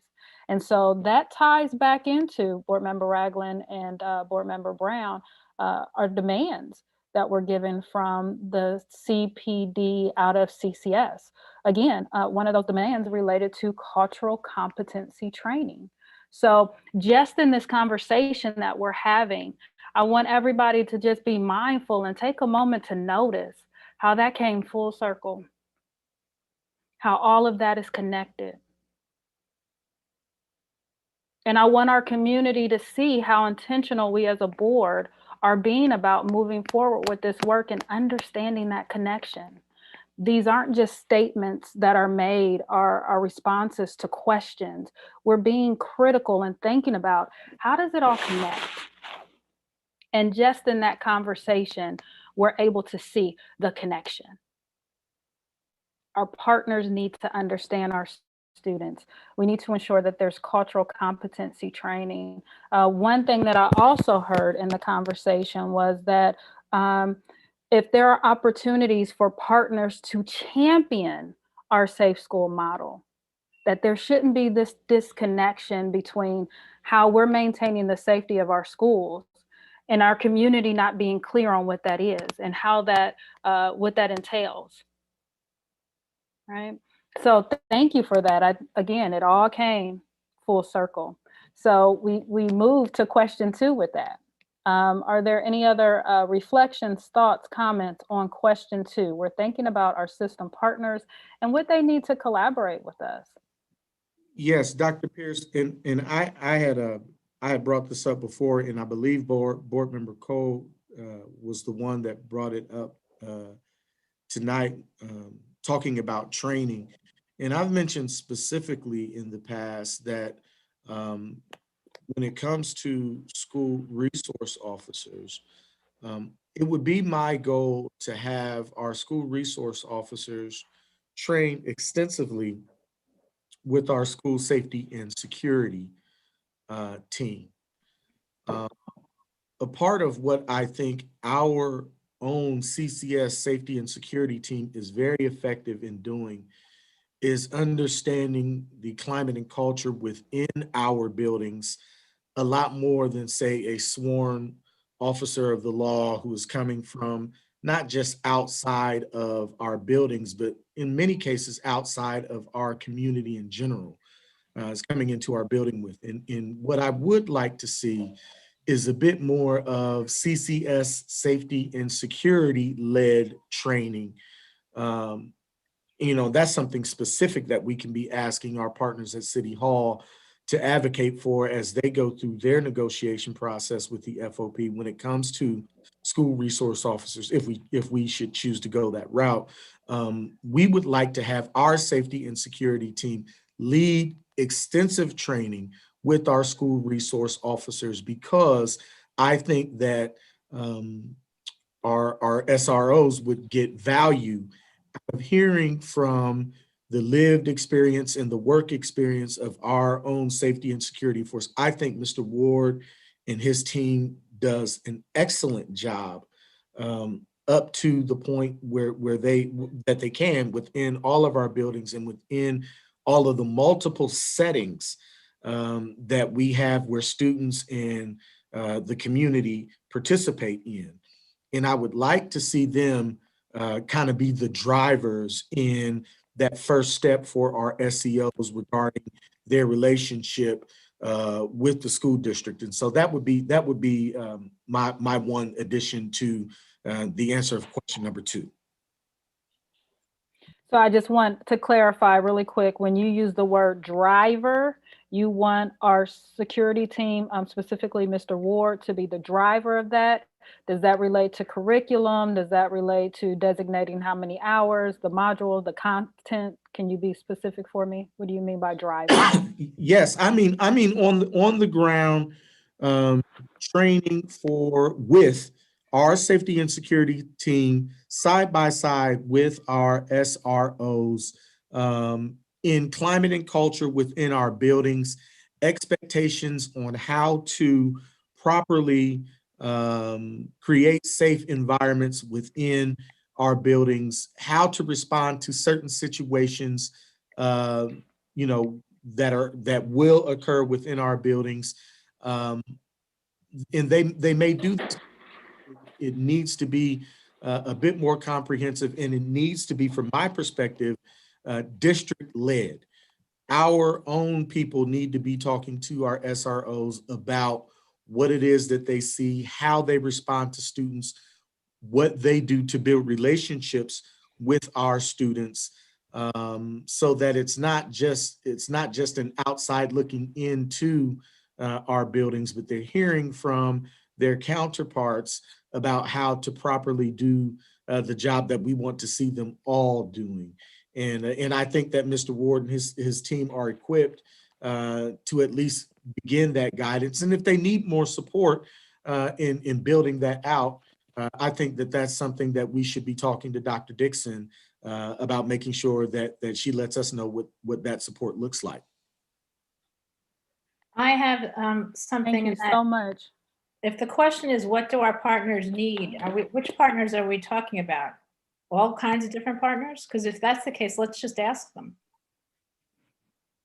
Seems to me. You're right, Board Member Beckerly. It's all different partners. That is for us to bring those partners' names to the table and talk about what Right. I mean, I think that they are. So they it's can tell us open. what they need The to floor is be open. safer.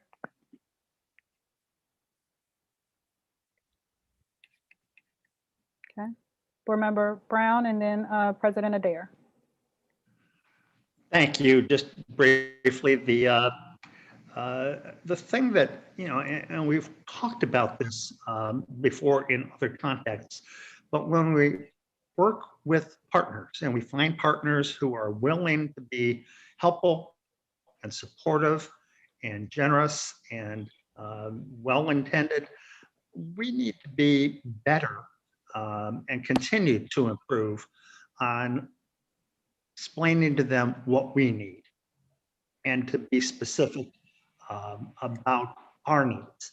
I agree that our own security folks, Chris Warden and his team, can be extremely helpful in doing some of that. And I think that, we as a board and the rest of our administration can do that. But one of the things that we've simply not done well in the past is to respond to those offers of assistance and help, or what can we do with any specificity. And I think it's our responsibility to do that. And I think that would improve how we work with folks. Thank you for that. Board President Adair. I agree, and part of that was what I was going to say, Board Member Brown. I think, again, just bringing everyone back up to this idea that when we do talk about partners, we are talking about a wide range of people, of organizations, of groups, because our question on safety is wide ranging. While the SRO question in this moment in history and time and all that is brought to our forefront, remember that it's only our high school. So us limiting our conversation only to SROs only limits our conversation around safety and security for that group of students and parents and families. But in reality, we have to make sure that we are incorporating all partners and all those that touch, including on that social emotional side. And so making sure that, we are, even partners we wouldn't think of, like the city and Columbus Recreation and Parks. I mean, wellness is a part of, emotional health, right? Working with Children's Hospital. I mean, and to Carol's point, maybe we need to ask them because I don't think we've engaged them in this kind of idea around a more holistic vision of safety, certainly in their area of safety, but not the holistic vision.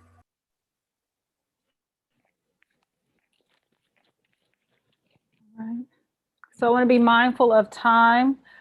Is there anyone else who wants to contribute to question number 2? We have about 10 minutes left, and we want to leave some time to talk about our next steps and actions. So is there anyone else who wants to contribute to question number 2? No. So we have 3 questions still yet to get to.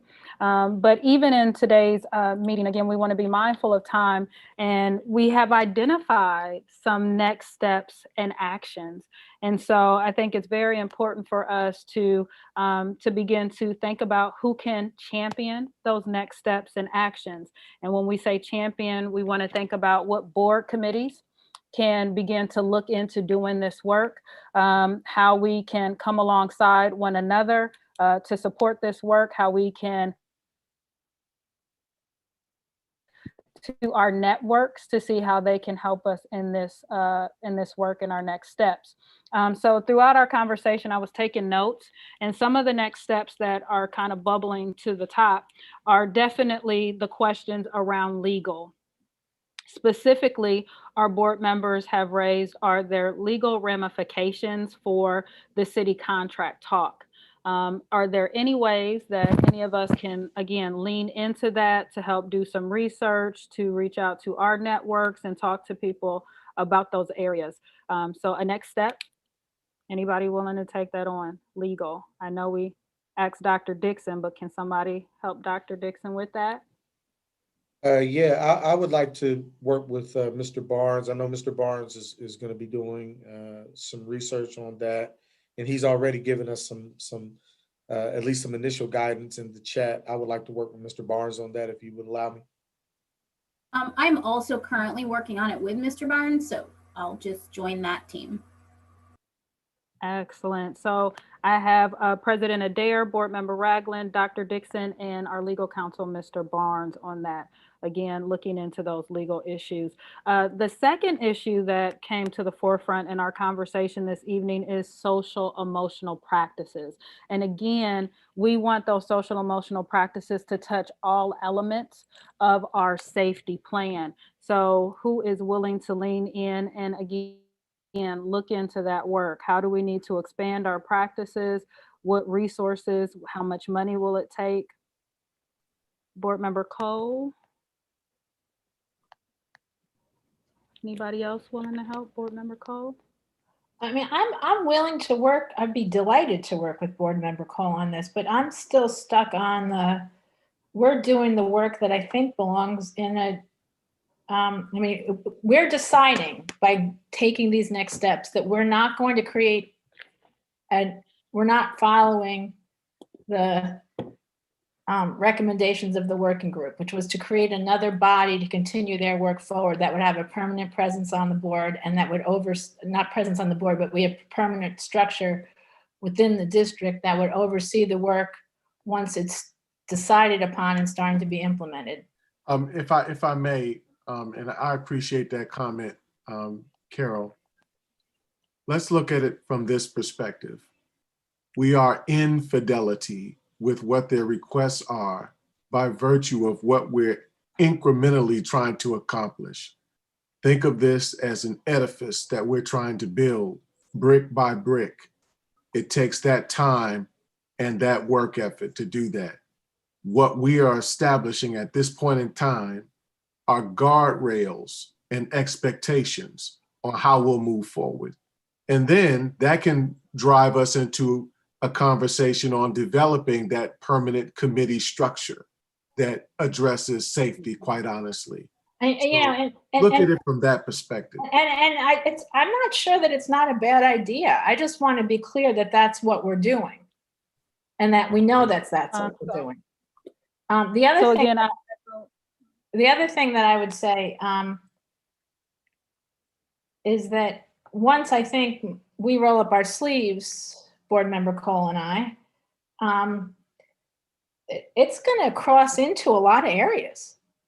You know, I mean, if we're really looking at what, I mean, this stuff I would love to roll up my sleeves and get my hands in. If we're really rolling up our sleeves and deciding what we need to do, say restorative justice well, that is a worthy goal, and I will happily take on that. But we're going to be you're not coming up with solutions. Right. So what are we coming up with then? We're coming up with the broader questions about where we need additional work. And so for you, like you and Board Member Cole looking into social emotional, and maybe we have yet to link social emotional to some aspect of safety that we want. And you can identify that, and then we bring that back to the committee and or district, because really that's where most of the work will be done at some point at the district level. So it's more of a, I mean, Board Member Cole said it much better. It's more of an overarching kind of like look and examination a little bit deeper into the areas, so we know what to tell the committee or group, whatever we decide to make, what we want them to work on. Yes, indeed. Excellent. No, I'm not. You were right on, President Adair. We need to do research to Board tell them that, Member wait a minute, I did, time out. We need to do research to tell the committee that they need to link social emotional wellness to safety? so, Board Member I think we Beckerly, know that right what now. we're doing is being intentional. Well, we need to be more intentional about how we're connecting our resources to safety. We need to be more intentional about how we're linking partners to safety. And so this gives us that additional opportunity to do that. So by not next meeting, but I predict that we will now have 3 meetings where this will need to happen. So our next meeting, we're all going to come back with ideas and information related to the areas that we volunteered for today. The third area that I had on a list is research and partners. We need to understand what works well in terms of safety and promoting safety and of all of our partners and what they need from us to be able to collaborate. And so I will volunteer to work on that third area. Is there anybody who would like to work on that third area with me?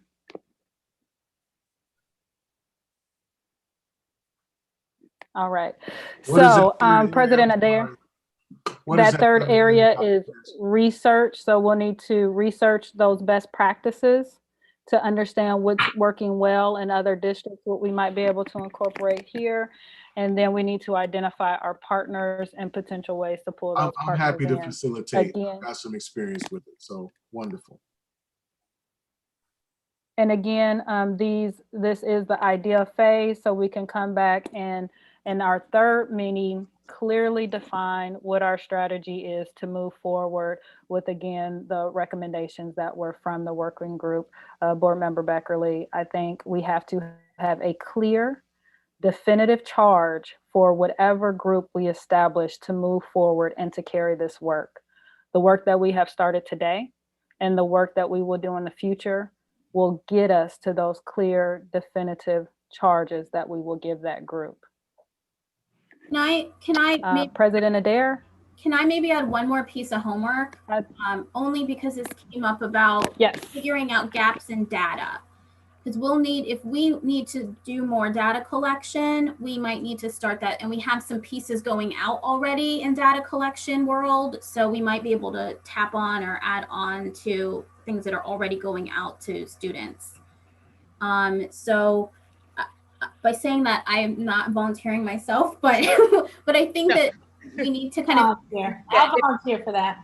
And if you just let me know what pieces you need. Just for example, there's a lot more information I can provide with restorative practices, how many schools, how many staffs, how much money that we've invested. To Michael Cole's point, there were visits to other school districts and how long we've had that particular strategy. So there's some other data points. If you just send me that information, I can provide this for the various groups prior to your meeting. Just send that information out and we'll provide that for you. Even the number of the partners that we're currently working with around those particular strategies. Just send me a list of all of that. That way you're not having to do that homework. I'm just kind of providing that data for you to make some recommendations for next steps. Thank you, Dr. Dixon, because that was going to be one of my questions, because I was wondering where we were at. I wouldn't make the assumption that we have made decisions without the district doing some legwork and some research. Correct. So I think that's also important that while we all enjoy working, we need to work smart and efficiently and effectively. Yes, and I think to everyone's point too, even with the research, I know that the district, prior to even choosing restorative practices as a strategy, that there was some homework done around that before they made that choice. So just getting that information together, I think would be very important, because that is a powerful strategy that's used well in a lot of districts across the US. But having that information in your hands would be good. All right, I have one more then. I'm going to add to Jen's list. And I will. Homework? More homework. You want to The homework? I'm Okay, so adding we're at the number, homework. Do some sort of a survey or review of all of the data. Eric put in the chat that he has information and data about the effectiveness of SROs. The working group members provided some information, data, and research about it. I'll attempt to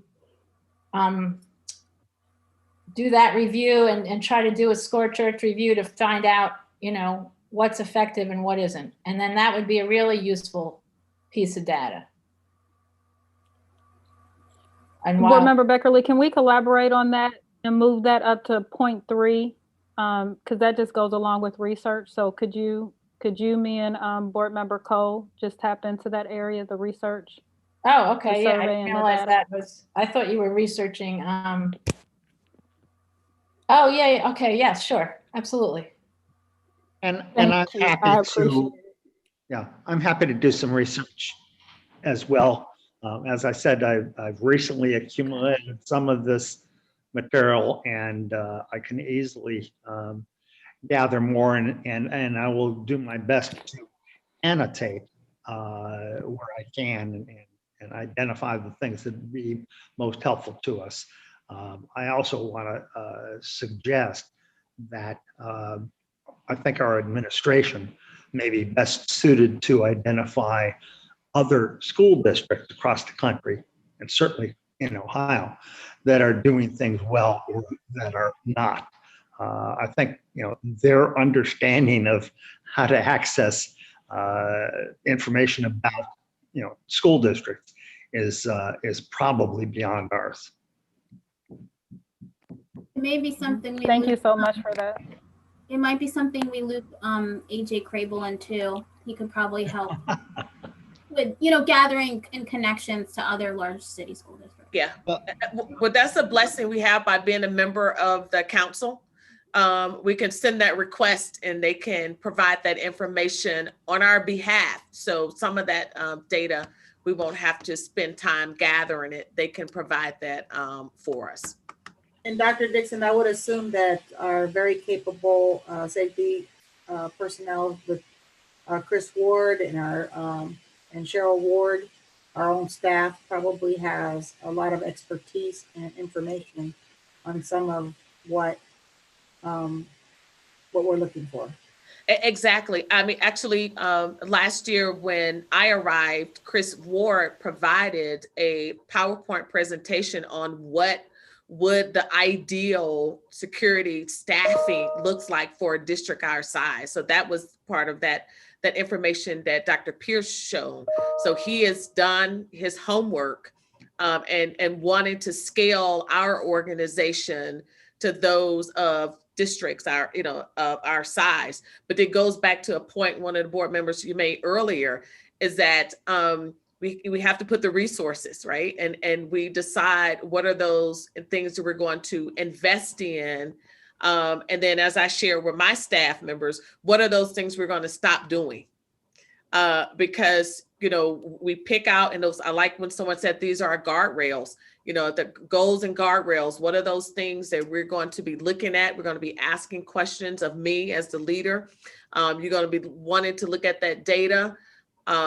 And they are the ones with Mr. and Mrs. Ward, they're leading these two strategies, the social emotional piece with restorative practices, along with the safety and security pieces. And they have done a lot of research and a lot of homework to add value to this conversation and to help us get the right strategy. The best approach for Columbus City Schools is the goal. And I know we're going to get there because we're very focused on it. We're very intentional about getting the strategy right. And I just want to provide a quick summary. So President Adair, our next steps are to be prepared when we have our next together joint meeting as a board to take a deeper dive into 4 key areas: legal, social, emotional, and restorative practices, research and partners, and then our data collection. So again, our next meeting of this working group will be to dive deeper into those 4 areas. Hopefully we can get that done in one meeting with everybody sharing their information, and then in a third meeting, move towards those recommendations. And if my other working group facilitators don't have anything else to share, I will turn it back over to you, President Adair. Okay, thank you. Do you have anything else to share? No, Hey. I have a question though. When you say working group, you're talking this working session, Tina, Dr. Pierce, right? Yes, but we're also a smaller working group, the 3 of us. Okay, So because I we'll just want to debrief make after sure, this. I'll write 'cause up all of our notes. we've got the Safe Schools Working Group too, and sometimes I get confused when we talk about the working group, which working group we're talking about. So I'm it's with my you. understanding that working group has provided us with the recommendations. No, Their I know work has that. been completed. I just was trying to Okay. clarify.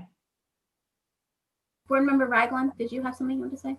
Yeah, I just wanted to thank, publicly thank Dr. Pierce and Board Member Beckerly for their leadership on this.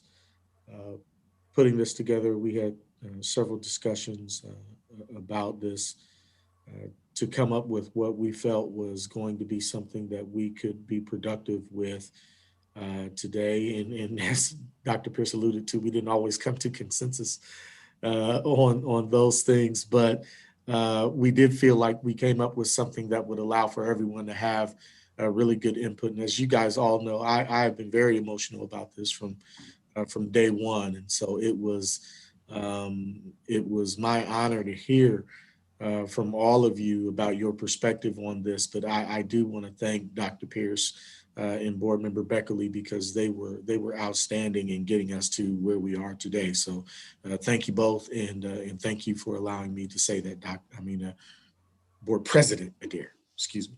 Not a The thanks all goes to Dr. Pierce. Yes. I agree. So I was going to say the same thing. Thank you, 3 board members, for kind of working this out and setting our agenda, and Dr. Pierce for taking the lead and moderating us this evening and giving us homework. So board members, I'm going to give you one last piece of homework, and that is to please look at your calendars, not this second, but I'm going to have Misty, our board liaison, reach out. And I would like to try to set the next meeting in the next few weeks. This is something that we need to keep pushing. I know we're getting close to various holidays, and I know it's going to become tricky, but because this work is critical, and I still believe it needs to be embedded in our strategic planning process at some level, we need to keep pushing. I see a lot of smiles. I see how happy you are with that request. So. All right. Well, we don't have to do it next week. That might not be enough time to do our homework. So look, maybe the week after that. All right. Stan? There we are. Okay. The last thing to do is just have a motion to adjourn.